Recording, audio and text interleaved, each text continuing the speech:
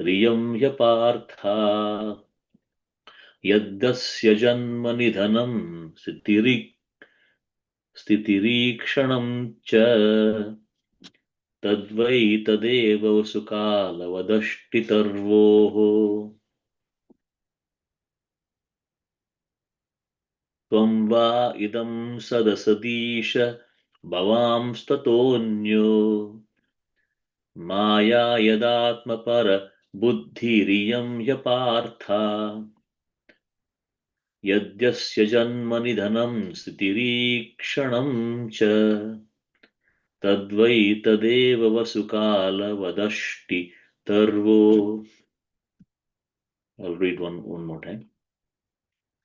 Tvam va idam sadasadisha bhavam statonyo maya yadatma paribuddhi riyam yapartha yadhyasya janma nidhanam stitirikshanam cha Tadvai tadeva vasukala vadashtitarvo. Devotees can chant.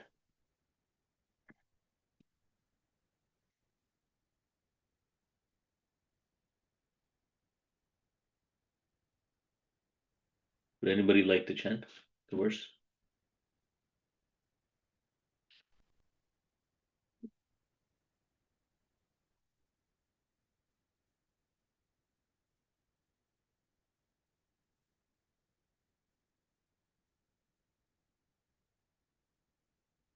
Okay, I'll just chant one more time.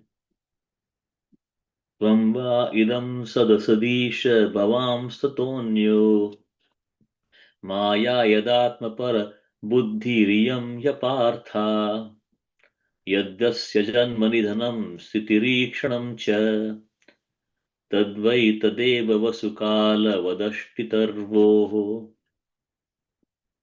The word for word translation. Tvam, you. Va, either. Idam, the whole universe. Sat, asat, consisting of cause and effect. You are the cause and your energy is the effect. Isha, O my Lord, the Supreme Controller. Bhavan, yourself. Tataha, from the universe. Anyaha, separately situated. The creation is made by the Lord, yet he remains separate from creation. Anya just means different or separate. Maya, the energy that appears as a separate creation. Yath, of which. Atma parabuddhihi, the conception of one's own and another's. Iyam, this, he, indeed. Apartha, has no meaning. Everything is your worship, and therefore there is no hope of understanding my and your. Yet, the substance from which, yasya, of which, janma creation, nidhanam, annihilation, sthitihi, maintenance, ikshanam, manifestation, cha, and tat, that, va, or, etat, this, eva, certainly, vasukalavat, like the quantity of being the earth, and beyond that, the subtle element of the earth, which is smell. Ashti tarvaho, the seed, the cause, and the tree, the effect of the cause. A translation by His Divine Grace A.C. Bhaktivedanta Swami Srila Prabhupada. My dear Lord, O Supreme Personality of Godhead, the entire cosmic manifestation is caused by you, and the cosmic manifestation is an effect of your energies. Although the entire cosmos is but you alone, you keep yourself aloof from it. The concession of mine and yours is certainly a type of illusion, Maya, because everything is an emanation from you and therefore not different from you. Indeed, the cosmic manifestation is not different from you, and the annihilation is also caused by you. This relationship between your lordship and the cosmos is illustrated by an example of the seed and the tree, or the subtle cause and the gross manifestation. Purport by His Divine Grace A.C. Bhaktivedanta Swami Srila Prabhupada. In the Bhagavad Gita 7:10, the Lord says, Bijam mam sarvabhutanam vitti partha sanatanam. O son of Pratha, know that I am the original seed of all existences. In the Vedic literature, it is said, Ishavasya idam sarvam yato va imani bhutani jayante and sarvam khala idam brahma. All this Vedic information indicates that there is only one God and that there is nothing else but Him. The Mayavadi philosophers explain this in their own way, but the Supreme Personality of Godhead asserts that the truth that He is everything and yet is separate from everything. This is the philosophy of Sri Chaitanya Mahaprabhu, which is called Achintya Bheda Bheda Tattva. Everything is one, the Supreme Lord, yet everything is separated from the Lord. This is the understanding of oneness and difference. The example given in this regard, Vasukalavat Ashtitaravo, it is very easy to understand. Everything exists in time, and yet there are different phases of the time factor: present, past, and future. Present, past, and future are one. Every day we can experience the time factor as morning, noon, and evening. And although morning is different from noon, which is different from evening, all of them taken together are one. The time factor is the energy of the Supreme Personality of Godhead, but the Lord is separate from the time factor. Everything is created, maintained, and annihilated by time, but the Supreme Lord, the Personality of Godhead, has no beginning and no end. He is Nityaha, Shashvataha, eternal, permanent. Everything passes through time's phases of present and past and future, yet the Lord is always the same. Thus, there is undoubtedly a difference between the Lord and the cosmic manifestation, but actually, they are not different. Accepting them to be different is called avidya or ignorance. True oneness, however, is not equivalent to the conception of the Mayavadis. The true understanding is that the difference is maintained as manifested by the energy of the Supreme Personality of Godhead. The seed is manifested as a tree, which displays varieties in its trunk, branches, leaves, flowers, and fruits. Srila Bhaktivinoda Thakur has therefore sung Keshava Tuya Jagata Vichitra, my dear Lord, your creation is full of varieties. The varieties are one and at the same time different. This is the philosophy of Achintya Bheda Bheda Tattva. The conclusion given in Brahma Samhita is this: Ishvara Parama Krishna Satchidananda Vigraha Anadir Adir Govinda Sarva Karana Karanam. Krishna, known as Govinda, is the supreme controller. He has an eternal, blissful spiritual body. He is the origin of all. He has no other origin, for he is the prime cause of all causes. Because the Lord is the supreme cause, everything is one with him. But when we consider varieties, we find one thing is different from another.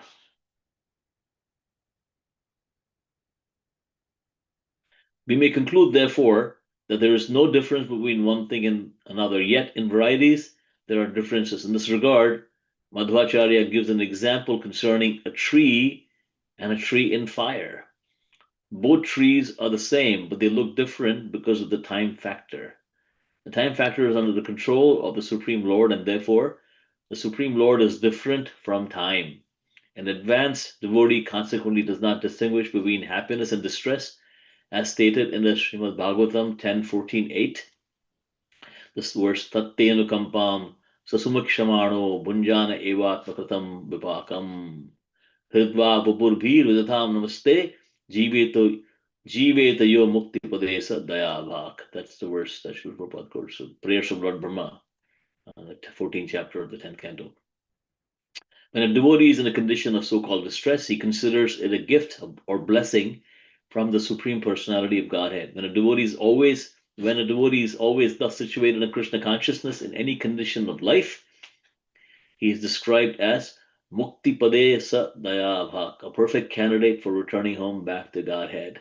The word Dayabhak means inheritance.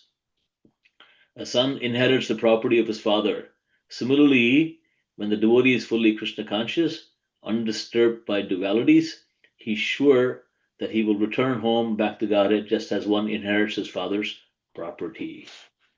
So I'll read the translation again just for context. My dear Lord, O Supreme Personality of Godhead, the entire cosmic creation is caused by you, and the cosmic manifestation is an effect of your energy. Although the entire cosmos is but you alone, you keep yourself aloof from it. This conception of mine and yours is certainly a type of illusion, Maya, because everything is an emanation from you and is therefore not different from you. Indeed, the cosmic manifestation is non-different from you, and the annihilation is also caused by you. This relationship between your lordship and the cosmos is illustrated by the example of the seed and the tree, of the subtle cause and the gross manifestation. So, somewhat philosophically dense verse, and so I will. And I was thinking about how to present this. There are two ways one can present this: in a very philosophical way, or in a bhakti way. And I was thinking maybe I will present it in a way that brings out the bhakti of the devotees of the Lord, because philosophical discussions are interesting, but it's end of the day intellectual exercise, and this concept that Srila Prabhupada focuses on in the purport, in several places of the purport. I'll just speak about that part where Srila Prabhupada focuses on the fact that uh, all this Vedic information indicates that there is only one God and there is nothing else but him.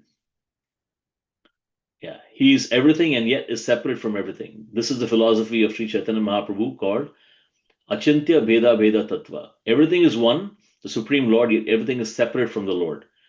This is the understanding of oneness and difference. So Srila Prabhupada just emphasizes this point several times in the purport in terms of the Achintya Bheda Bheda Tattva. In the subsequent paragraphs also he says that he speaks about what Bhaktivinoda Thakur is mentioning, that the seed is manifested as a tree which displays varieties in its trunk, branches, leaves, and flowers and fruit. So Bhaktivinoda Thakur has therefore sung Keshava Tuya Jagata Vichitra. My dear Lord, your creation is full of varieties. These varieties are one and at the same time different. This is the philosophy of Achintya Bheda Bheda Tattva. And so Srila Prabhupada emphasizes this point of Achintya Bheda Bheda Tattva several times in the purport. So I thought I would just maybe speak about Achintya Bheda Bheda Tattva. What is it? Because all of us as devotees have heard it many times, that's our crux of our philosophy, Achintya Bheda Bheda Tattva. But this whole concept of Achintya Bheda Bheda Tattva can get so technical that most even experienced devotees sometimes get lost in understanding and explaining this concept. So we should not feel morose that it is confusing, because if you look at the words itself, Achintya Bheda Bheda Tattva. Bheda means different. Abheda is just the opposite of difference. It's like difference and non-difference. Tattva means truth. So Chaitanya Mahaprabhu's philosophy is Bheda Bheda. Bheda means different, something that's different. And Abheda is the opposite of difference. So it's essentially oneness and difference. So simultaneously same and different. And the philosophy itself is called Achintaya. Chintaya means to contemplate, or to, in one sense, understand philosophically in your head. Achintya means something that cannot be contemplated or cannot be understood. So, because the philosophy itself is called Achintya Bheda Bheda Tattva, we should not feel unnecessarily morose that we are not able to fully grasp this philosophy, because that is the definition of the philosophy. The definition of the philosophy is that it cannot be understood. So there are various analogies and similes that are given for us to approximate what this is. So I'll speak about that for a little bit, right? So that how we can approximate this understanding. And that is how the acharyas including Rupa Goswami Pad and other devotees, explain this philosophy to us through examples that we can then approximate. Srila Prabhupada gives several examples from the Vedas here. The example of the tree and the seed. Uh, the seed is nothing but the tree in its unmanifested form, although they look very different. Right? The tree, if you look at it's called Vata in Sanskrit. Vata means banyan tree. And banyan tree doesn't exist so much in North America, but those of you who've had the opportunity to visit India may have seen banyan trees. Of course, in the cities, it's not so much. But if you go a little bit outside, the banyan trees are very, very large trees. Uh, they're not tall like the redwood trees. They're not hundreds of feet tall, but they're very, very wide and extremely, extremely large surface area they cover. One tree itself can be pretty large. So these large trees, they have these little pods that grow, and each of these pods is a cluster of seeds. It's not one seed, it's a cluster of seeds. So within each of these pods, it looks like an acorn, but the little pod has literally hundreds and thousands of seeds. So each of these pods has the potential to grow hundreds of trees. So how do you understand this? That you have a little pod which falls from this massive banyan tree, and each of these pods has the ability to grow hundreds of these large, massive banyan trees. So, what is the difference between the seed and the tree? The difference is nothing but time factor. So, the seed is the unmanifested stage of that tree, and the tree is nothing but the fully manifested stage of the seed. So, in that sense, Srila Prabhupada explains the purport that this is the understanding of simultaneously one and different. So the seed is different from the tree. Anybody who understands uh, even basic visual input can look at the seed and say, "What is that?" And even a child will say, "That's the seed." Nobody will say that is the tree, looking at the seed. Similarly, when somebody looks at a picture of the tree or actually sees the tree, you ask even a child, "What is this?" And the child will say, "It's a tree." Nobody will say it is a seed. But in one sense, the seed and the tree are the same because they're just different points in time of the same thing. Right? Just like so many things are there. Like, you can get the example of a frog and a tadpole. Frog looks very different from a tadpole, or a butterfly looks very different from the larva. Right? You see a little larva is like a worm, and it forms a cocoon and then comes out as a butterfly. The butterfly is very beautiful to look at, very brilliantly colored and all of that. But the larva just looks like a worm, blob worm. It doesn't even look very attractive. It looks kind of disgusting. But there is no difference between the larva and the butterfly other than the time factor. So the simultaneous oneness and difference is explained in that way. And again, you can keep churning the example and try to understand philosophically, but the devotional understanding is where I wanted to spend a few minutes, where this is where we understand how this manifests in the sweetness of the Lord. Our dear Lord, Sri Krishna, Radha Damodar, he exhibits this this mood of Achintya Bheda Bheda in such a incredible manner. I mean, we are most fortunate to worship Sri Sri Radha Damodar, and this whole Damodar Lila pastime is just an incredible exhibition of this Achintya Bheda Bheda Tattva.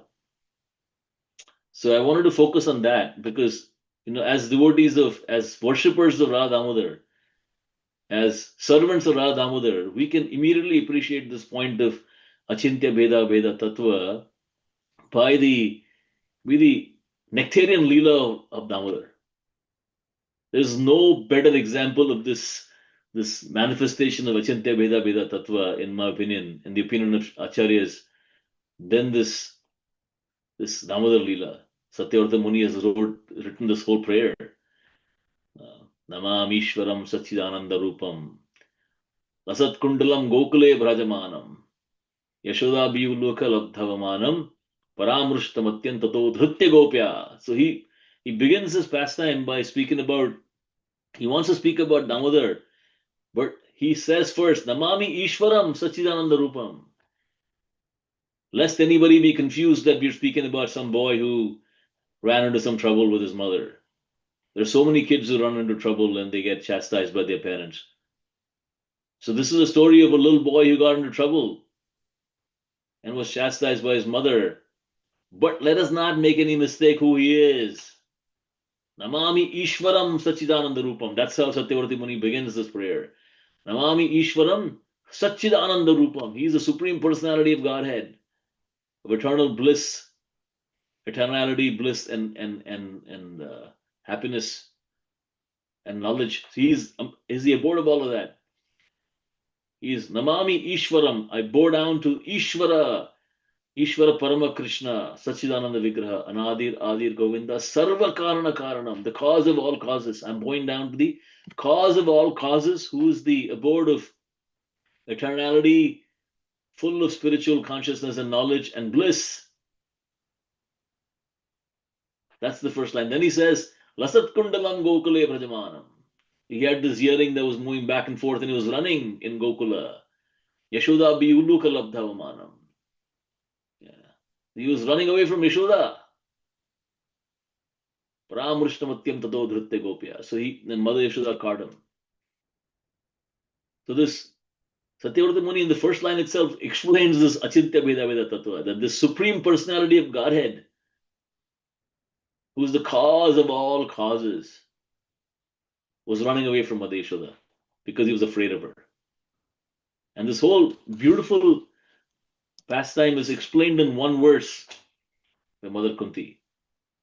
This is one of the sweetest verses you will hear in the Srimad Bhagavatam. It's in the first canto, 8th chapter, prayers by Queen Kunti. And Queen Kunti gives so many beautiful prayers. She explains so beautifully about Krishna. Krishnaya Vasudevaya Devaki Nandanaya Cha Nandagopakumaraya Govindaya Namo Namaha Namah Pankajanabhaya Namah Pankajamaline Namah Pankajanetraya Namaste Pankajangre. All these beautiful prayers she chants. Right? Maya Javanika Channam Agya Doksham Apyam Nalakshase Murdadasha Natya Dharogita. That she says, Krishna, you're like the Maya curtain covers you like an actor on stage. Nobody can understand or see you. All these beautiful, beautiful prayers she narrates. And then finally, so she explains Krishna's position as Devaki Nandanaya Cha Nandagopa. Right? So he explains he's the son of Devaki and Vasudeva, and he's the darling of Nanda Maharaj. So all this is explained in a very quick way. But then she focuses on Mother Yashoda in a long verse. This is the 31st verse in the 8th chapter. And she focuses 4 lines just on Mother Yashoda and this pastime of Damodar. This is in this text 8:31. She says, Gopya dade tvaikata gasi damatavat yate dasha shrukilalanjana sambhramaksham vaktram niniya bhavanaya sitasya sama vimohayati bhirapi yad bhibheti. I'll read the translation. So this Gopi refers to Mother Yashoda. Gopya Dade. This Gopya Adade means took up. She took up this task. Because of what? Toi Kritagasi Damatavat. So you created a disturbance. Kritagasi means created disturbance. What is the disturbance? You broke the pot of butter. So at that time she took a Dama. That is why our dear Lord is called Damodara. Dama Udara. Udara means belly. So Damodara is one who's bound by a rope around his belly. So Damodara, Damatavat. Yate Dasha. Ashrukila. So Ashrukilila means, Ashru means tears. So his eyes were brimming with tears, and actually tears were streaming down his eyes. Anjana Sambhramaksham. Anjana is all the, Anjana means this mascara. Is that, so ladies will know, but this is the black thing that ladies use, and even children when children are small, they're anointed with this anjana. It's very good for the eyes. It's very good for the eyes. So even now, I think if you go to India, at least in the rural areas, parents will put this anjana in the eyes of little children. So he had this anjana, and he was looking more beautiful because he was rubbing it, and all this black mascara was all over his face, and he was looking even more beautiful. Sambrama aksham. Aksham means eyes. So his eyes were perturbed. Sambrama. Brahma means uh, kind of trembling. Sambrama means fully kind of perturbed. His eyes were trembling because of fear. Vaktram niniya. Vaktra means face, and his face was downward because he was embarrassed. He was ashamed, scared. Bhaya bhavanaya. Bhaya means fear. So bhaya bhavanaya means his thoughts were full of fear. He was fully afraid of the situation, tatasya, the situation. Samam vimohayati. So now Kunti Manani is now explaining her situation. So first she explained what the situation with Krishna was, and now she's explaining her situation. Samam vimohayati. This is completely bewildering me. Why? Bhirapi yad bhiveti. Because fear personified, bhirapi, even fear personified is afraid of you. Because as Krishna says, right, in the 11th chapter of the Gita, that death I am. He comes as death. So he is the cause of everything. He's also the cause of all annihilation. So someone who's the cause of all creation, cause of all annihilation, fear personified is afraid of Krishna in the form of his Kala Rupa. And that Krishna was afraid of Mother Yashoda's little stick. And Kunti Manani is thinking, it's not like Krishna is pretending to be afraid. It's not like it's not some kind of play that he's putting on for us. It's like you have theater where so many actors, they act in different capacities. They're afraid. Like if there's a murder mystery and someone is trying to kill somebody, then the person who's being killed will be acting like they're afraid. But it's just an act. As soon as the show is over, they become friends again. They're not enemies. It's not like this person actually tried to kill the other person. Everybody understands that. But it's a show. They put on the show where the person who's trying to kill the other person is running behind them, and as soon as the show's over, they are probably having um, a, a meal together or something like that. Right? So they're not actually enemies. So everybody understands it's an act. But in this case, Kunti Maharani is saying it's not like you're putting on an act. You're actually afraid of Mother Yashoda. You're running and you're crying. You're not acting like you're crying. You're actually crying. So this is completely bewildering me. That how can I understand that you, Krishna, who's the Supreme Personality of Godhead, and you're my nephew too. So I know your greatness, but also know your sweetness.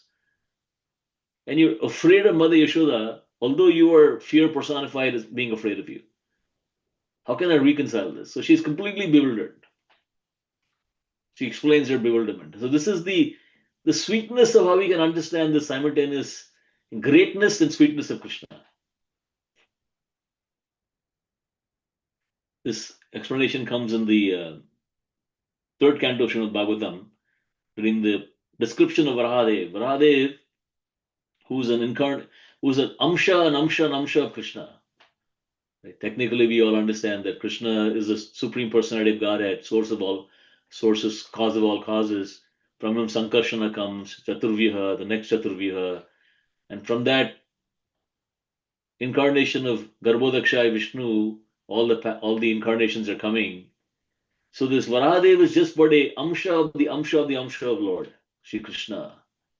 Now this Varahadev is so massive, explained in Srimad Bhagavatam, that he emanates from the nostril of Brahma, but then he grows into such a gigantic form that the pores on his body are large enough for oceans to fit in. You can imagine how big and massive Varahadev was, because he carried the entire planet Earth on his tusk, and he just brought her up. So he's massive.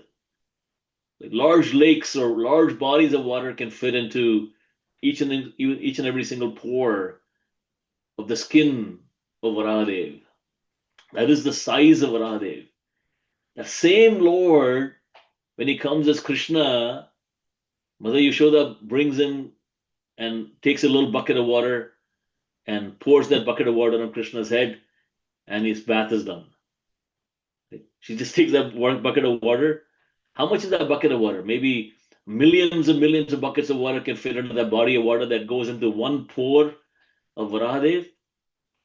That same personality is dragged by the hand by Mother Yashoda and made to stand, and then she takes a bucket of water, pours that bucket of water on his head, and is completely bathed. That is the inconceivability of this Achintya Veda Veda. So I'll just pause here. What I wanted to accomplish was really to explain that we cannot intellectually understand Achintya Veda Veda Tattva. We have to understand it from the sweetness of Krishna's inconceivability.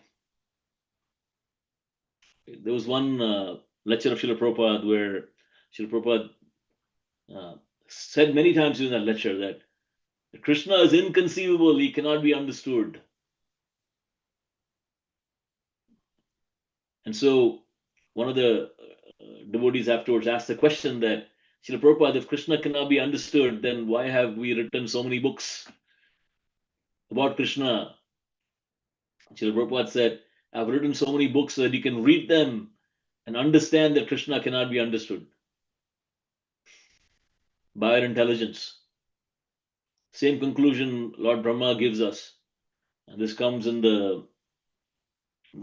I believe, third canto, the beginning of the third canto, where Lord Brahma, after he was created from the lotus navel of Garbhodaksha Vishnu, he gets the instruction of tapa, he performs austerities, and then he concludes that, I have 4 heads full of intelligence, and I've scrutinizingly studied. And this is during his conversation with Narada. When Narada explains to him that, oh, are you the Lord? Because you're the creator. I see no other creator than you. And Brahma explained, no, don't be under that misconception. I'm just sub-creator. I'm creating using the ingredients created by the Lord. He is the supreme Lord. And he says that I've scrutinizingly studied the Vedas 3 times. And my conclusion is that we should simply surrender to the Supreme Personality of Godhead because he cannot be intellectually comprehended. We can only surrender. And when we surrender, we can taste the nectar of the Leela of the Lord. And we understand this Achintya Veda Veda Tattva as the inconceivable simultaneous greatness and sweetness of the Lord. So here are some points on this Achintya Veda Veda Tattva. Of course, this is a vast topic, and if we can actually do a 7-part series on Achintya Veda Veda Tattva itself. But I just wanted to give a few points on how we can, at least in our limited conception of what we understand philosophy, we can at least get a glimpse of how this Achintya Veda Veda Tattva works, because that's the fundamental tenet of our Gaudiya Vaishnava philosophy. And as practitioners of Gaudiya Vaishnavism, it's important for us to at least conceptually understand what Achintya Veda Veda Tattva is. So those were some points from the purport. Thank you. Hare Krishna. Any questions or comments?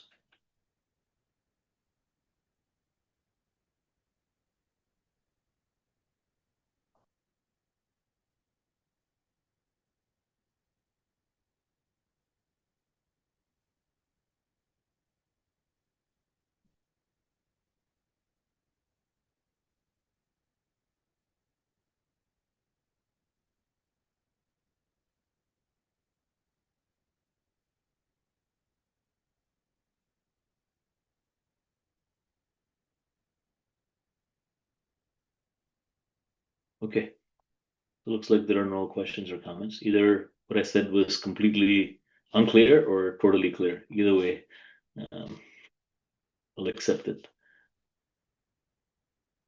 There are no questions or comments. We can end here. Hare Krishna, Prabhu. Thank you for a wonderful, inspiring class. This is Kalia. As Achintya Veda Veda Tattva you're talking about, it's so nice that maybe you could speak a little bit about the conversation with Lord Chaitanya and Sarvabhauma Bhattacharya. Just that dialogue. It's such a powerful dialogue. Your thoughts on that. Thank you, Alidamana Prabhu. Yeah, that's such a beautiful section of the Chaitanya Charitamrita. So those who have studied Chaitanya Charitamrita, this is in the Madhya Leela, chapter 6, the liberation of Sarvabhauma Bhattacharya. So this is a very beautiful chapter. That chapter has almost 300 verses. It's a very, very dense chapter. And so for us to understand the conversation between Lord Chaitanya and Sarvabhauma Bhattacharya, we have to understand the position of Sarvabhauma Bhattacharya. Sarvabhauma Bhattacharya was just not some guy who happened to talk to Lord Chaitanya. He was the foremost scholar of Vedanta in all of Jagannath Puri. And he was from Navadvip. In fact, he was considered the foremost scholar of Vedic philosophy and knowledge in all of Bharata.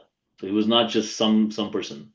And he was the chief advisor for the king of Puri, Maharaj Prataparudra. He was also the head of Jagannath Puri temple, and he was considered the foremost scholar.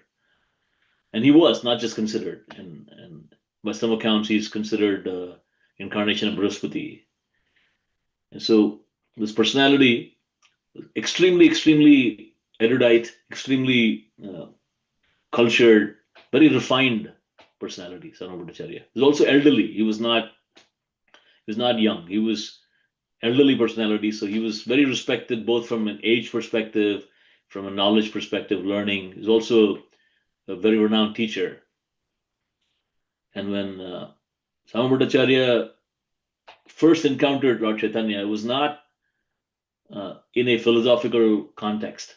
He was very much in a context where Lord Chaitanya entered Jagannath Puri temple and just became unconscious in front of Lord Jagannath. And Lord Jagannath deities are huge. I had the great fortune of taking darshan of Lord Jagannath last year in January, and it was such a unbelievable experience. It's very, very crowded because Lord Jagannath is the master of the universe, and everybody wants to see Jagannath. So there's never a time when Lord Jagannath's temple is not crowded. It's extremely crowded, and people are so eager to see Jagannath that it's just unbelievably crowded. The whole temple complex is now large, but the inside of the temple is still hundreds of years old, right? So it's very, very crowded. And so during the time of Lord Chaitanya, maybe it was not that crowded where he could not even go in, but he went in and he actually became unconscious in front of Lord Jagannath. And so the guards were ready to beat him and throw him out of the temple because you cannot just go in, like even in our temple here, right? If somebody were to just try to climb up the altar, then you wouldn't accept that. That's why now we have these if there is no pujari performing arti or something like that specifically, then we have this grill that we put and we cover and protect the deities, because we don't want anybody to just walk up or try to climb the altar. It actually happened in Gita Nagari as well, where some guests try to climb up the altar and try to offer something. And so anyway, so to prevent that, typically you don't allow anybody to come close. And so these guards were trying to beat Lord Chaitanya, and Sarvabhauma Bhattacharya immediately stopped that, and he took Lord Chaitanya back to his home, nursed him back to health. And out of great compassion, he said, "You're such a beautiful young person. You're young, so young. It'd be difficult for you to maintain your sannyasa unless you study Vedanta. So let me teach you."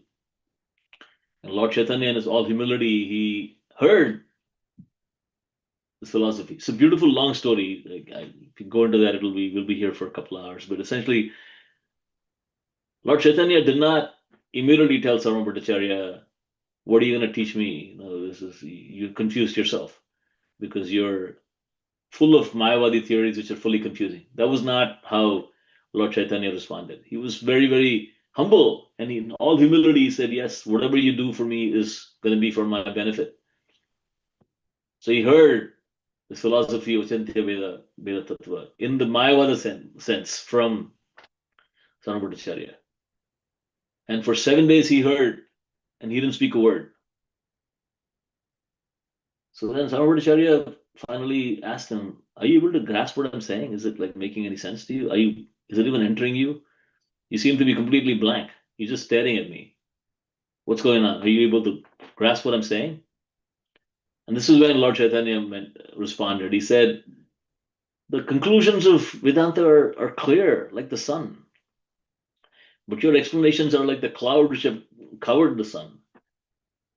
Your intention seems to be to deliberately misinterpret what the Vedanta Sutra says, as opposed to explain it." And then he goes on to delineate this Atmarama verse, this famous verse, Atmaramaschamaniyo nirgranta apirukrame kurvanti haitukim bhaktim ittam bhuta guno hari. So this verse was explained by Sarvabhaumacharya, and Lord Chaitanya explains it in 64 different ways without once even touching the explanations of Sarvabhaumacharya, essentially telling him that ultimately, in the ultimate sense, the Lord is a person. He is not some vague abstract concept. He is a person that we can have a relationship with. And when Sarvabhaumacharya hears that, he's completely unfounded. I have never heard such an explanation. And all night he's just thinking about what Lord Chaitanya said. And the true liberation and the true mercy of Lord Chaitanya to Sarvabhaumacharya is actually not his explanation, but the next day he comes and offers him in the morning some Jagannath Prasad. And Sarvabhaumacharya immediately accepts it. And this is contrary to what Sarvabhaumacharya normally does, because as a very high class Brahmana, he gets up in the morning, he washes himself, he chants Gayatri and all of that, and then he can accept some prasad. Not that first thing in the morning without brushing your teeth or washing yourself, you just take prasad. But Sarvabhaumacharya recognizes that this is Jagannath's prasad, which is being given to him by the Supreme Personality of Godhead himself. So our responsibility is to directly accept. In fact, I've heard from authorized sources that if we were to get Jagannath Prasad, even on Ekadashi day, we immediately honor, because it is Lord Jagannath's Prasad directly. Of course, we should not seek out grain on Ekadashi. I'm not starting a controversy, but the point I'm making is that Sarvabhaumacharya's understanding that I should follow rules and regulations fell by the wayside. Two, his understanding of surrendering to Lord Shri Krishna. And that is a true understanding of how Sarvabhaumacharya was liberated by Lord Chaitanya. That he converted himself from intellectually understanding Shastra to actually understanding the mood of Krishna and surrendering to Krishna. Hopefully that at least touches on that subject, Kalidamana Prabhu. It's hard to do justice to that whole vast topic in a few minutes, but I just wanted to, since you asked, I wanted to just perform that service of explaining briefly. No, thank you. No, I love that whole pastime. It's so wonderful. I could hear it a million times. Thank you. Thank you for just the slight brushstroke by like a feather of that one. As you could say, you could just go forever. Thank you. Yeah, please read the sixth chapter again and again and again. It's just so wonderful. Mm, Sixth chapter. Yeah. right. Thank you. Okay. If there is nothing else, we will end here. Thank you. Hare Krishna.